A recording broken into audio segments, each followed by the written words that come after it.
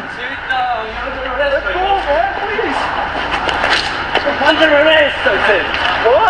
have a citizen's arrest going on beside St. Paul's Hospital. Somebody call 911 right now. I can't hear you. Why are you doing this? I can't hear you. Put it back. What? Put it back. Please. Please. Let me go. What are you doing exactly? There's a citizen's arrest going on beside St. Paul's Hospital and Furlough in the alley. Okay, that was what you just heard there was the sound from a dramatic video of a citizen's arrest that happened recently, as you heard the narrator say, near St. Paul's Hospital. Now, that video was shot by a man on the street who just happened to be there. And when you talk about the explosion of cell phone cameras in our society today, if anything happens in the public space these days, there's a good chance it could be filmed. Let me introduce you now to Terry David Silvercloud. He's a retired professional photographer who caught that citizen's arrest on video. He has a YouTube news channel called Butch News that I've been checking out this morning. Hey, Terry. Hi there. Hey, thanks for coming on. Tell me about that video that you shot. And by the way, when I was watching that video, and I watched it at theprovince.com, the newspaper where I work, I could tell you're a pro because it's a very well shot video in terms of the, very steadily held and the framing you had. I mean, it was a very professional looking video. Tell me how that went down, how you happened to capture that. I was walking up Davie. I'd been to my dentist and down English Bay and walking by Shoppers Drug Mart. There was quite a few people and I heard a commotion and somebody yelled something like, "Stop that guy," or something to that effect, and I saw two men running and a bunch of stuff dumped on Davie Street out of the guy's bag. And I'm a photographer and my immediate instinct is photo op. Right. I always have a camera with me and uncovered the camera, pulled off the plastic bag and hit record, and I thought I saw it recording. So I have arthritis. I'm 68, so I couldn't run after them. And I thought, it'll be over, they'll be gone, but you never know. So I followed them, I went around the corner as fast as I could and pulled out my phone because I could tell there was a crowd happening already. Dialed 911 and just started filming while trying to talk to the 911 operator. Right, so you did both things. You're filming it and also you called the cops. Get somebody down there. I was holding my camera in my left hand, which is unusual for me, but it seemed to work out well. I'm more used to having my camera in my right hand. But I didn't quite hear the 911 operator at first. I guess she was asking police, ambulance, fire, but I was too busy trying to pay attention to all of it. Right. And when people check out this video, if you go online and check it out, it's a lot of places now online. Like I said, I saw it at theprovince.com, but it's been posted elsewhere. It's about a 5-minute video, and it shows this alleged shoplifter being held to the ground by what turns out was an off-duty cop. Right? Yeah, I didn't know. To me, it was just two guys scrapping. I was thinking maybe it was a store security guy. I just had no idea. And he did say at some point he was a cop, but what do I know? He was young. People can tell you anything. All I know is two guys are fighting. Yeah. I mean, he said he was an off-duty. He looked like a cop. He looked like a strong guy. He was holding this guy down.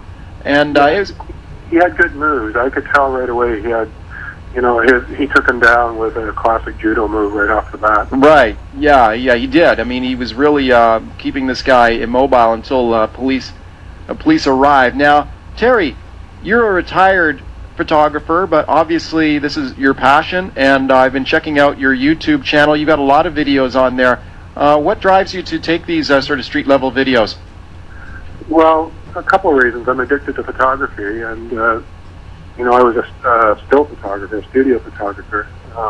So video was new to me a couple of years ago, and I took a video of the Gay Pride Parade a few years ago on my old camcorder, and I got 1,000 views. I thought, whoa! And then I learned that there's people that make a lot of money on YouTube, so I started exploring that and became a YouTube partner just to see if I could make money. And now I know how it works. I don't really have the shtick. My shtick was to do local news, but if you want to make serious money, you have to get like 1 million views a week. If you get 1 million views a week, that's a guaranteed $1,000 a week. I noticed you got some videos on there of the Stanley Cup Riot. Yeah, that was my other really popular video. It was slow to take off. When the game was over, I was down there hoping to get some video, and I was pretty disappointed because it was, we lost. And I thought, well, I'll just grab some shots of people looking sad. And as I was doing that, out of my eye, I caught some smoke going off, and I knew what it was. I knew it was a fire extinguisher because I'd seen that before. So I made a beeline towards that and started videoing it. And that has become quite a popular video with more than 100,000 views. But it was slow to take off, and I thought, well, that's it. And I went home and had a lot of trouble uploading it because it was a large file. And then I was listening to the news and discovered there was a full-blown riot going on, and I was just kicking myself that I didn't stay downtown and keep shooting. Right. Now, it's interesting. I mean, you've certainly shot some compelling stuff on your phone, and it's interesting that just about everyone these days has essentially got a video camera in their pocket with their phone, and it's led to a really intriguing debate around things like privacy, for example. Now, a lot of stuff you've shot are public events or stuff you see on the street, but there's been also debates about, there was one recently where a guy was in a supermarket, or he was in a department store, someone in the line in front of him starts arguing with the cashier. What does he do? This person gets into a vicious argument with the cashier. The guy whips his phone out, starts videoing it, uploads it to the internet, and it becomes a big issue around privacy. Do you think what do you think about that? I mean, you think there's some privacy issues around everyone having these phones? Well, I don't want to play God here, but I think it's important for people to video those kind of things because it's it's been shown, like if you look at the Polish guy that got zapped out the airport, right. The video becomes evidence. Yes. And there is no take two. So, I thought about it on my way home, should I upload this or not? I'm going to embarrass this guy. Well, he was in a public place, so I had the right. I know my rights as a photographer. So I was in a public place, and something had happened, and he wasn't a juvenile, so if it had been a kid, I might have thought twice. I don't like embarrassing kids. They make mistakes. Right. But I know that people on YouTube like cats and dogs and fights and silly things, and I thought it might get some views. I didn't think it was going to be what happened. I'm sort of blown away by what's happened. I thought it might get a couple hundred views. And, it's become what it's become. How many hits has that video received now? On my channel, it's just past 30,000, but I had a big copyright fight with another website that I'm not going to name. They had 60,000 views. They downloaded it and posted it without attribution and without a link back.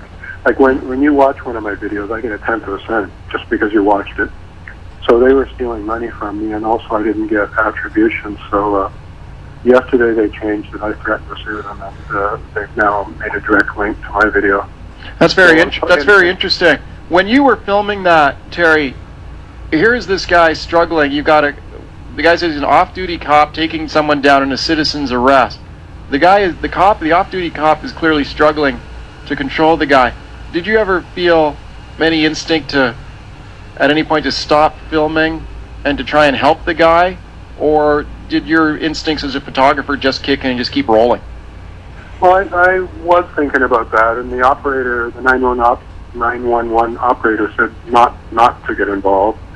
So I was, told by them not to get involved, and I was close by, and I am old and I have serious arthritis, but I thought he had it under control. I thought the worst I could have clobbered him with. my camera was on a monopod, so I technically I had something I could use, and I'm a big guy anyway. I'm 6'3", 230 pounds. You don't really want to mess with me, even if I'm old. So that's why you call yourself Butch. There's a lot of reasons for that. Okay. If you knew me, I'm pretty opinionated, and I don't shut up. Well, I can tell that, Terry. Okay, here's what we'll do. We'll take a break. We'll come back with more with Terry David Silvercloud. He runs the Butch News website on YouTube, talking about that video that he shot an off-duty police officer taking down a shoplifter. If you've seen that video, search for it online. It's quite dramatic stuff. We're getting into some of the privacy issues around cell phone cameras too. Now here's an interesting thing. You know, a lot of people have said maybe these cell phone cameras should be banned in certain places in a school. So let's take a break. We'll talk more with Terry. Okay. Actually, Terry, thank you for coming. We'll take a break. We'll be right back. First, let's check your news headlines. Here's Terry Shentz. The Christy Clark government.